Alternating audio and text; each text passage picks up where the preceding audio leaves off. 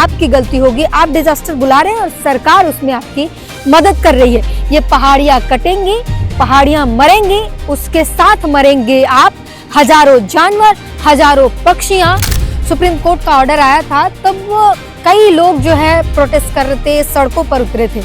इन पहाड़ियों के लिए कौन आएगा और कोई आएगा भी या नहीं? जो खुद कभी एक पेड़ लगाने की बात करते हैं और हजारों पेड़, जो भागलपुर में हमने देखा उदाहरण कि अडानी ग्रुप को दे दिया जाता है और रातों रात हजारों पेड़ काट दिए जाते हैं एक हरा भरा बाग, जीवंत बाग को।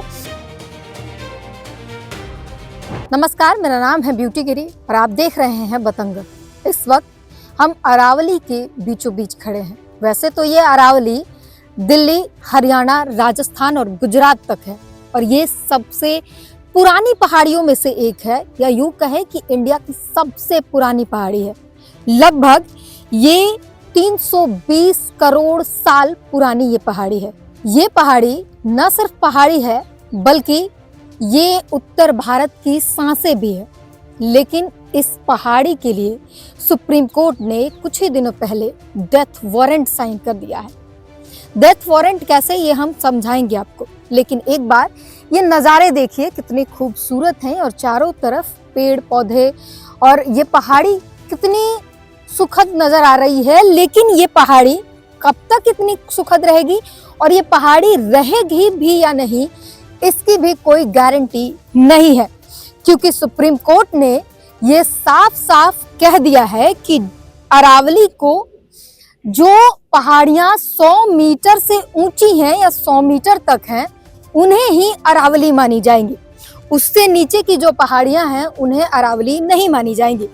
यानी ये जो मेरे आसपास ये आपको पहाड़ी दिख रही है, ये जो पहाड़ दिख रहे हैं, ये अगर मेजरमेंट में 100 मीटर की उस मापदंड को, सुप्रीम कोर्ट के उस मापदंड को पूरा नहीं करते हैं तो इन्हें गिफ्ट के तौर पर भूमाफियाओं को दे दिया जाएगा और इसका खनन होगा, यहाँ माइनिंग होगी, इसे तोड़ दिया जाएगा, बर्बाद कर दिया जाएगा। अब इसके कॉम्प्लिकेशन क्या होंगे वो भी समझा देती हूँ। ये वो पहाड़ी है जो थार डेजर्ट से जो रेतीला तूफान आता है, उस रेतीले तूफान से दिल्ली और उत्तर प्रदेश को ये पहाड़ी ही बचाती है। उस रेतीले तूफान, अगर ये पहाड़ी ना हो तो वो रेत सीधा सीधा दिल्ली में एंटर कर जाएगा। उस दिल्ली में जो ऑलरेडी 400 के पार AQI से झेल रहा है, पॉल्यूशन का लेवल इस कदर है कि वहां के लोग सांस नहीं ले पा रहे हैं। और पॉल्यूशन के कुछ ही दिनों पहले क्या हालात थे और पॉल्यूशन के कारण दिल्ली में लोगों की जिंदगियां कैसे घट रही हैं, वहां की मौतें कैसे बढ़ रही हैं, ये सब कुछ मैं आपको पहले वीडियो में बता चुकी हूँ। और उसके बाद दिल्ली वालों के लिए भी एक तरीके से सीधे सीधे ये डेथ वारंट की तरह देखा जा सकता है। अब मैं आपको कुछ चीजें बता दूं। ये पहाड़ी को जो 100 मीटर के दायरे जो हैं, ये पहले कुछ सरकारी कर्मचारियों ने, सरकारी कमेटियों ने 30 मीटर के दायरे दिए थे, क्योंकि हर स्टेट का अपना अपना अलग डिबेट है कि किसे अरावली माना जाए, किसे नहीं माना जाए। सरकारी कमेटी ने कहा कि 30 मीटर की जो पहाड़ियां हैं उसे अरावली मानते हैं और उसके नीचे की जो पहाड़ियां हैं उसे अरावली नहीं मानते। और ये मैटर सुप्रीम कोर्ट तक पहुंचा। लेकिन ताज्जुब की बात यह है कि जो प्रधानमंत्री एनवायरनमेंट पर ज्ञान देते हैं, पेड़ लगाने की बातें करते हैं, जो खुद कभी एक पेड़ लगाने की बात करते हैं और हजारों पेड़, जो भागलपुर में हमने देखा उदाहरण कि अडानी ग्रुप को दे दिया जाता है और रातों रात हजारों पेड़ काट दिए जाते हैं, एक हरा भरा बाग, जीवंत बाग को, बगीचे को मार दिया जाता है। और दूसरा स्टैंडर्ड फिर यहाँ पर अरावली में दिखा जाता है कि ये 100 मीटर वाला आइडिया, अपील सुप्रीम कोर्ट को, ये 100 मीटर वाला आइडिया खुद एनवायरनमेंट मिनिस्ट्री से दिया गया है और सुप्रीम कोर्ट ने इसे अप्रूव भी कर दिया है कि हाँ, जो 100 मीटर के दायरे हैं, 100 मीटर की जो ऊंचाई है जिस अरावली की, जिस पहाड़ी की, उसे ही अरावली मानी जाएगी।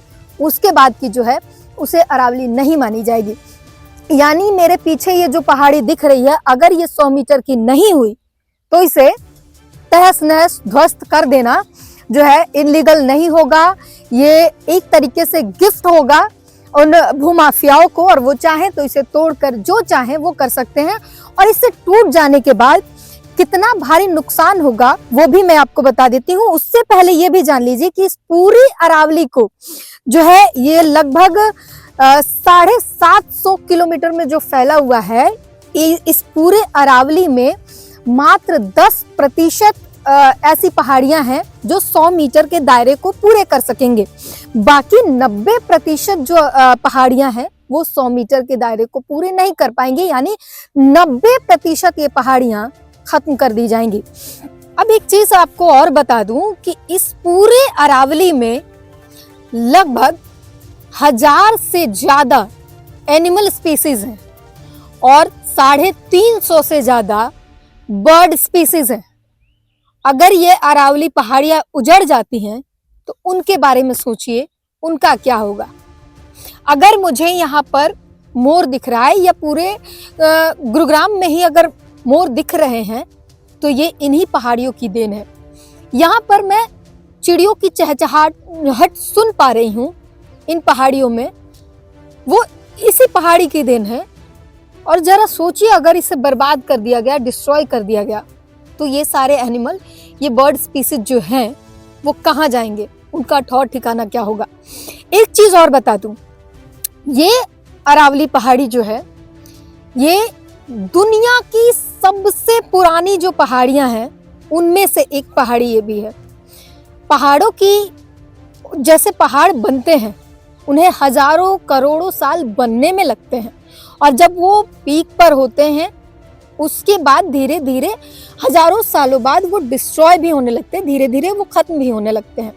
ये अरावली हिल वैसे ही, क्योंकि ये सबसे पुरानी पहाड़ी है, सबसे पुरानी पहाड़ियों में से एक है, तो ये भी धीरे धीरे अब खत्म हो रही है।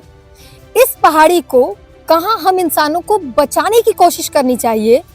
हम इंसान डेवलपमेंट के नाम पे अपने फायदे के लिए इन प्रकृति से खिलवाड़ कर रहे हैं, और जब कोई त्राही होती है, त्रासदी होती है, तब हम रोना रोते हैं।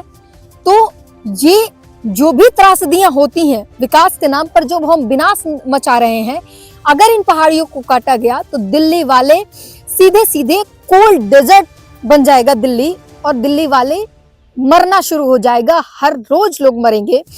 अब एक चीज और बता दूं आपको, 1999 से 2010 तक गुरुग्राम में जब वाटर क्राइसिस हुए थे, तब इन अरावली पहाड़ियों से ही पानी का बंदोबस्त किया गया था, और इन पहाड़ियों ने ही पानी दिया था।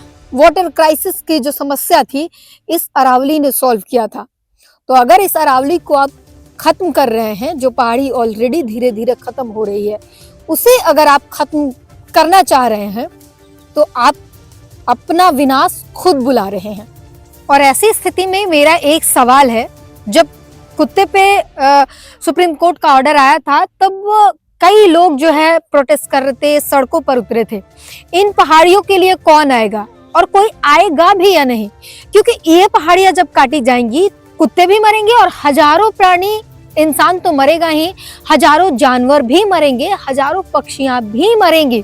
तो इन पहाड़ियों से हजारों की संख्या में जीवन, एनिमल हो, बर्ड्स हो, इंसान तो है ही, तो उन सभी को नुकसान होगा।